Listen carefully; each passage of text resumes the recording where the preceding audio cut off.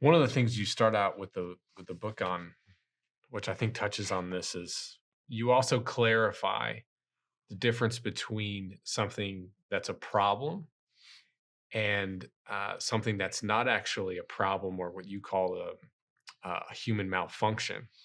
It's instead something else. And this really grabbed me when I was reading it, which is you said that you may find yourself thinking or saying something is missing. There's more to life. I have so much more to offer. And these are sacred truths.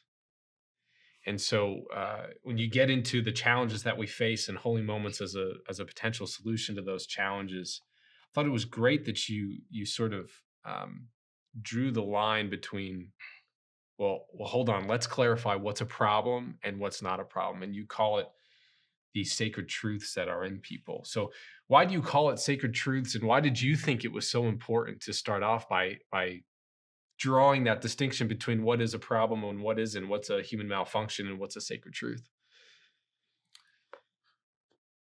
It's a beautiful question. If I say, listen to your heart, most people have some sort of cliche defense against that. Mm. They're like, oh, well, that's cliche. But that concept, the concept of listening to your heart, exists in every culture, in all the major religious beliefs, in every place and in every time. And that's why it's a cliche. And the problem with cliches is that we dismiss them because we consider ourselves above them. And in dismissing them, we inoculate ourselves against the wisdom that made them cliches to begin with.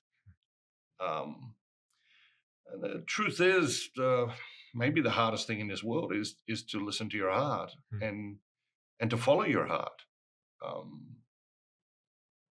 Because when you feel lost and confused, your heart still knows the way. You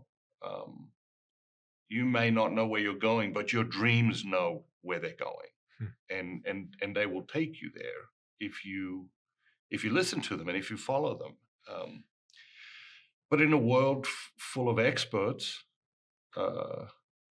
we have learned to doubt ourselves and trust the experts, and that has led us astray, and that has led us into a misery and a desperation of really industrial scale in our society. And so when we have the sense that something is wrong or that something is missing or there must be more to life, we think, oh, there's something wrong.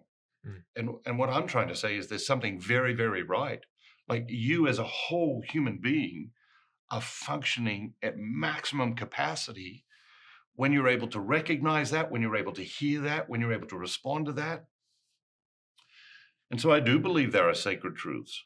I do believe they are sacred truths. I do believe they are placed in you and in me at particular times by God to summon us to the path that we were created for, the fullness of life that Jesus so often speaks of in the Gospels, and that we tinker with but don't really surrender ourselves to.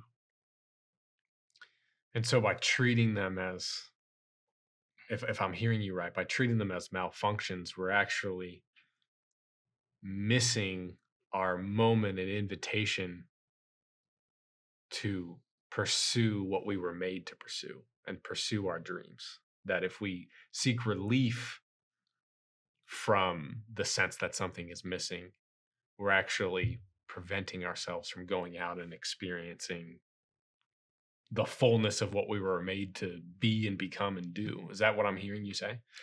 Absolutely. But that's the best case scenario. That's a bad scenario, but that's the best case scenario. The more likely scenario is that we do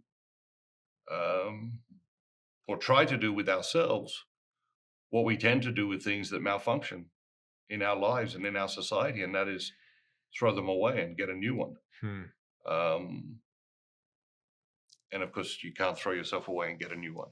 And so that creates perhaps the ultimate existential dilemma for the human person living in 2022 in the modern world.